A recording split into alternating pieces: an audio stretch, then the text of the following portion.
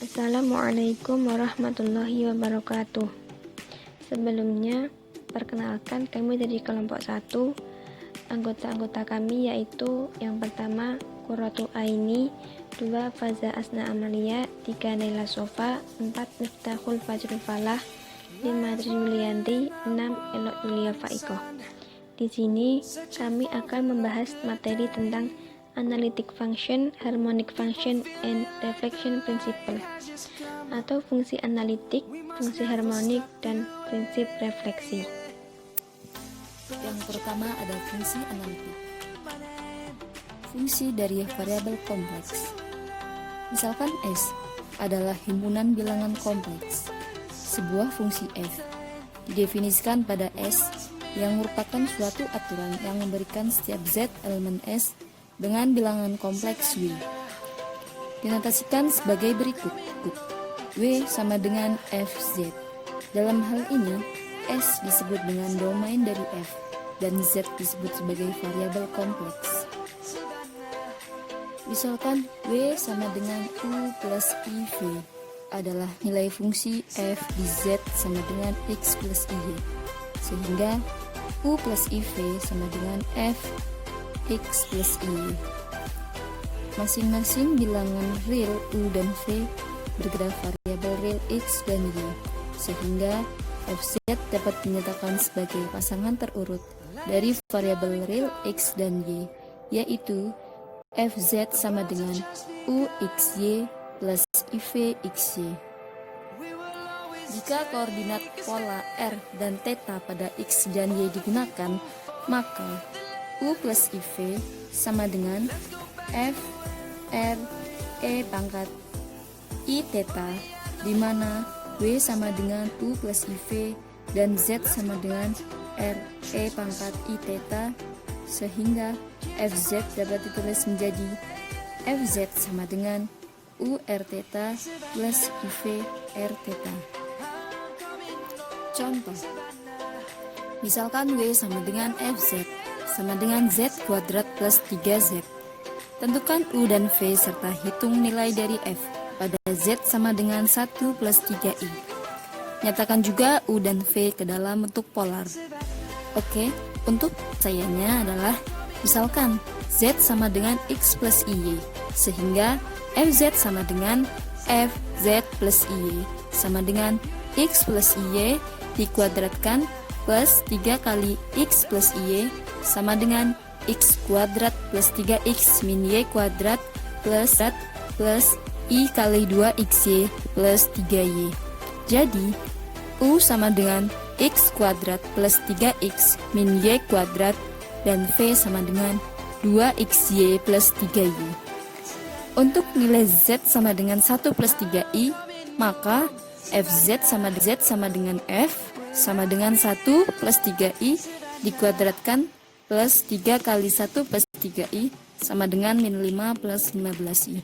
Jadi, untuk nilai U 1,3 adalah min 5 dan V 1,3 sama dengan, jika koordinat polar digunakan di mana Z sama dengan RE pangkat I θ, maka didapat Fz sama dengan F RE pangkat I θ sama dengan RE pangkat I θ dikuadratkan plus 3 kali RE pangkat I θ sama dengan R kuadrat E pangkat 2 I θ plus 3 RE pangkat I θ sama dengan R kuadrat cos 2 θ plus IR kuadrat sin 2 θ plus 3R cos 2 θ plus 3IR sin θ.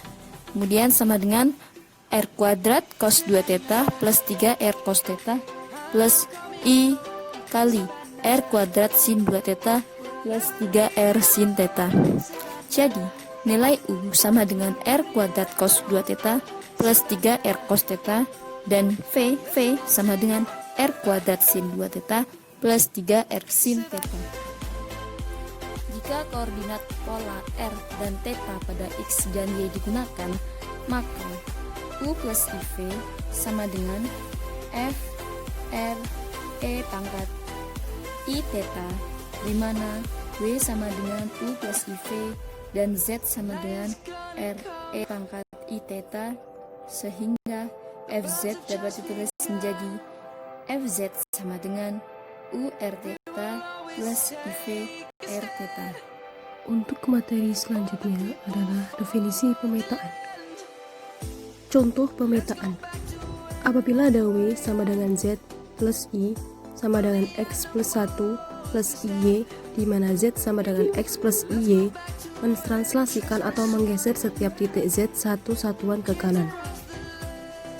Kemudian W sama dengan IZ sama dengan R eksponen theta plus Pi per 2, di mana Z sama dengan R eksponen I theta dan I sama dengan E pangkat I Pi per 2.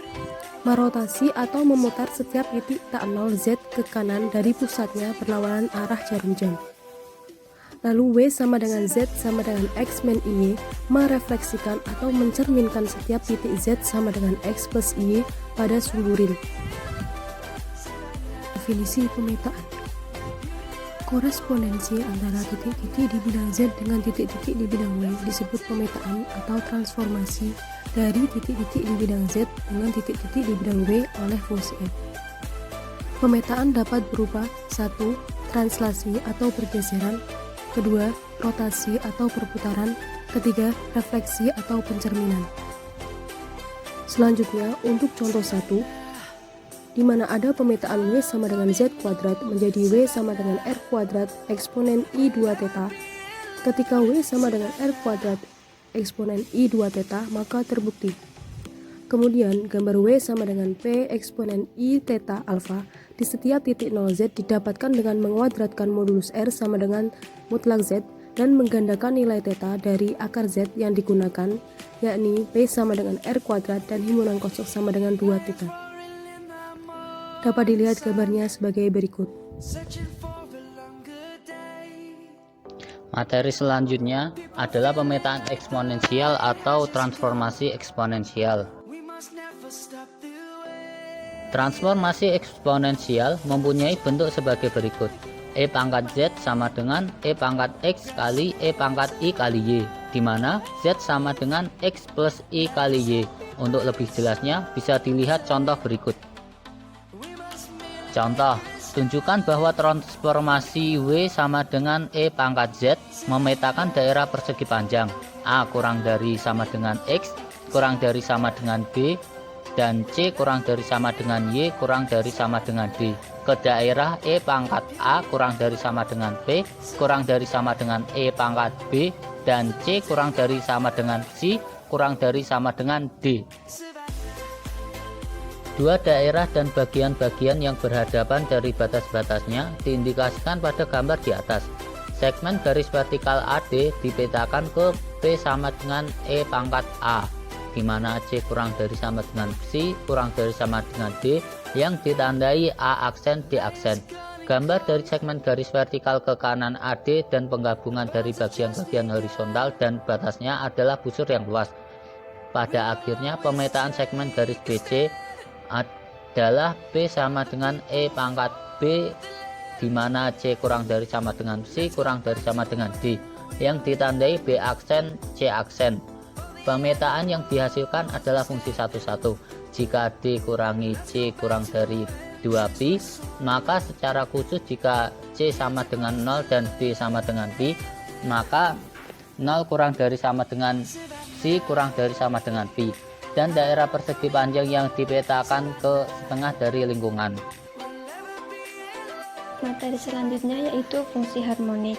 Yang pertama yaitu pengertian fungsi harmonik. Suatu fungsi bernilai real U dari dua variabel real X dan Y dikatakan harmonik dalam domain di bidang XY yang diberikan jika fungsi tersebut mempunyai derivatif parsial pertama dan kedua yang kontinu dan memenuhi persamaan diferensial parsial, yaitu uxx x, y plus uyy x, y sama dengan 0. Uxx merupakan turunan kedua dari fungsi x dan y, dan uyy merupakan turunan kedua dari fungsi x, y. Persamaan di atas merupakan persamaan Lipschitz. Untuk lebih jelasnya bisa diperhatikan contoh berikut. Suatu fungsi u x, y sama dengan 4x pangkat 3 min 12xy kuadrat plus 2x kuadrat min 2y kuadrat plus 6x adalah fungsi harmonik dalam setiap domain di bidang xy. Di sini kita akan mencari turunan kedua fungsi u terhadap x dan terhadap y. Langkah pertama yaitu kita cari turunan pertama fungsi u terhadap x, sehingga diperoleh ux x, y sama dengan 12x kuadrat min 24y kuadrat plus 4x plus 6. Kemudian dari ux tersebut diturunkan lagi terhadap x, sehingga ux x, y sama dengan 24x plus 4. Langkah selanjutnya yaitu kita cari turunan u terhadap y, turunan pertama u terhadap y, sehingga diperoleh uy x, y sama dengan min 24xy min 4y. Nah, dari turunan pertama ini kita turunkan lagi terhadap y, sehingga diperoleh uy x, y sama dengan min 24x min 4. Setelah diperoleh uxx dan uy, kemudian kita masukkan ke persamaan awal tadi, di mana uxx x, y plus uy x, y, sehingga diperoleh persamaan 24x plus 4 min 24x min 4 sama dengan 0. Jadi diperoleh ux, y sama dengan 4x pangkat 3 min 12xy kuadrat plus 2x kuadrat min 2y kuadrat plus 6x merupakan fungsi harmonik. Lain fungsi harmonik dapat dilihat dalam fungsi t x, y sama dengan e pangkat min y sin x. Fungsi tersebut menyatakan temperatur dalam lempeng tipis yang terletak di bidang xy. Langkahnya seperti pada contoh sebelumnya. Pertama, kita cari turunan t terhadap x, sehingga tx x, y sama dengan e pangkat min y cos x. Diturunkan lagi terhadap x, diperoleh tx x, y sama dengan min e pangkat min y sin x. Kemudian langkah kedua kita cari turunan t terhadap y, sehingga t y x, y sama dengan min e pangkat min y sin x. Kemudian diturunkan lagi terhadap y, sehingga t y x, y sama dengan e pangkat min y sin x. Kemudian kita masukkan ke persamaan tx x, y plus t y x, y sama dengan 0. Jadi tx, y sama dengan e pangkat min y sin x adalah fungsi harmonik. Kemudian kita masuk ke teorema 1. Jika fungsi fz sama dengan ux, y plus iv x, y analitik di dalam domain D, maka fungsi ux, y dan v x, y harmonik di D. Pembuktian. Diasumsikan fungsi fz analitik di D, akan ditunjukkan bahwa ux, y dan v x, y harmonik. Karena fungsi fz analitik di D, maka terdiferensial di D, sehingga ux dan uy ada dan memenuhi persamaan Cauchy-Riemann, yakni ux sama dengan vy dan uy sama dengan min vx. Jika kedua ruas dari persamaan tersebut didiferensialkan terhadap x, diperoleh uxx sama dengan vyx dan uyx sama dengan min vxx. Sehingga jika kedua ruas persamaan kedua didiferensialkan terhadap y, diperoleh uxy sama dengan vyy dan uyy sama dengan min vxy. Karena derivatif parsial dari u dan v kontinu, maka uyx sama dengan uxy dan vyx sama dengan vxy. Dari persamaan ketiga dan keempat diperoleh uxx plus uyy sama dengan 0 dan vxx plus vyy sama dengan 0. Jadi fungsi u dan v harmonik di D. Teorema 2. Suatu fungsi fz sama dengan uxy plus ivxy analitik di dalam domain D jika dan hanya jika v harmonik konjugat dari u. Bukti: jika v adalah fungsi harmonik konjugat dari u di D, maka f analitik di D. Sebaliknya, jika F analitik di D, maka dari teorema 1 diperoleh bahwa U dan V harmonik di D, sehingga persamaan Cauchy-Riemann dipenuhi. Selanjutnya masuk prinsip refleksi. Teorema dalam bagian ini berkaitan dengan fakta yang dimiliki oleh beberapa fungsi analitik. Properti bahwa Fz bar sama dengan Fz untuk semua titik Z dalam domain tertentu, sementara yang lain tidak dilakukan. Kami perhatikan misalnya bahwa fungsi Z plus 1 dan Z kuadrat memiliki properti itu saat D adalah seluruh bidang hingga, tetapi hal yang sama tidak berlaku untuk Z plus I dan IZ kuadrat. Teorema ini yang dikenal sebagai prinsip refleksi menyediakan cara untuk memperkirakan kapan Fz bar sama dengan Fz.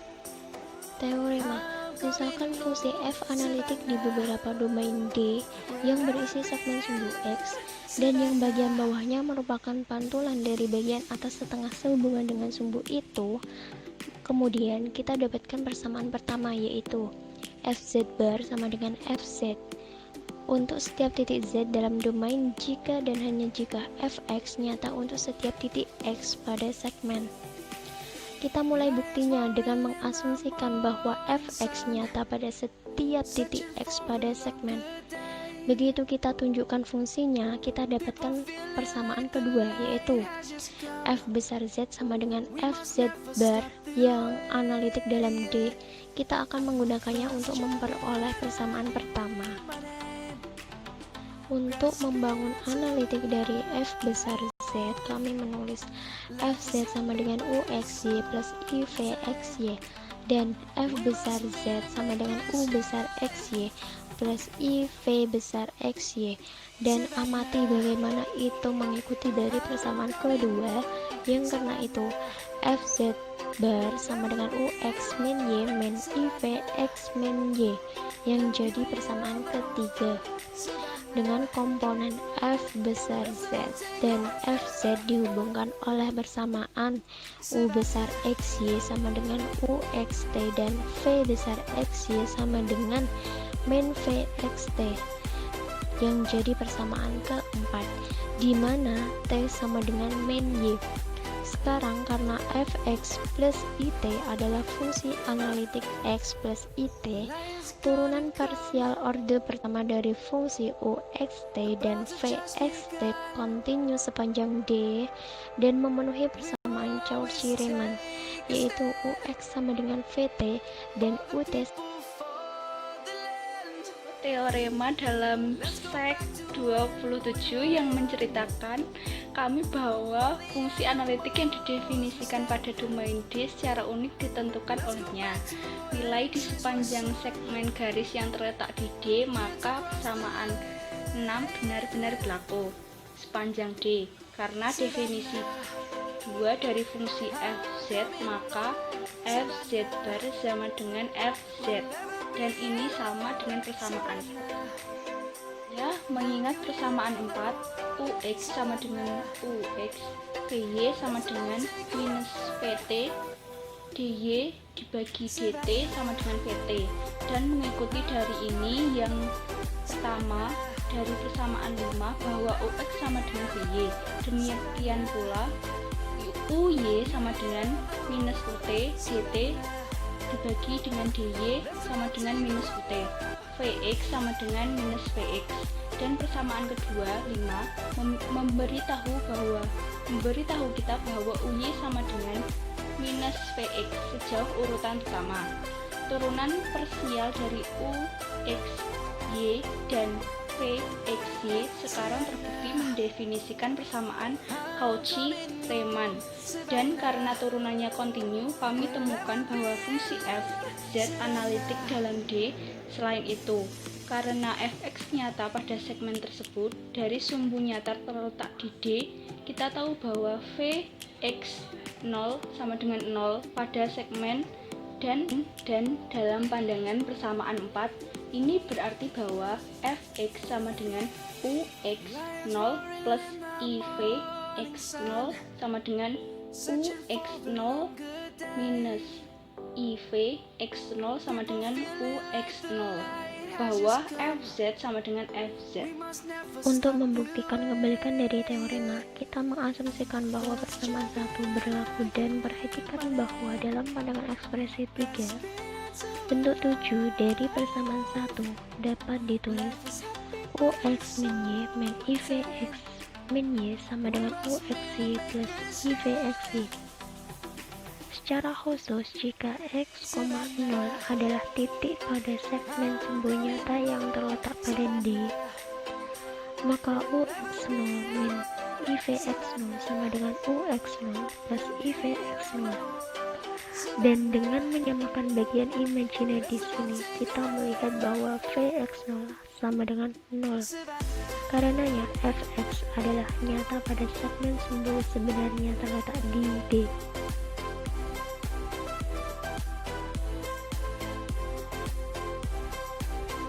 Contoh, tepat sebelum pernyataan teorema, kami telah mencatat bahwa z plus 1 bar sama dengan z bar plus 1, dan z kuadrat bar sama dengan z bar kuadrat untuk semua z pada bidang hingga. Karena teorema memberitahu kita demikian, maka itu benar. Oleh karena itu, x plus 1 dan x kuadrat adalah nyata ketika x adalah nyata. Kami juga mencatat bahwa z plus i dan i kali z kuadrat tidak memiliki properti refleksi di seluruh pesawat. Hal ini dikarenakan bahwa x plus i dan i kali x kuadrat tidak nyata ketika x nyata.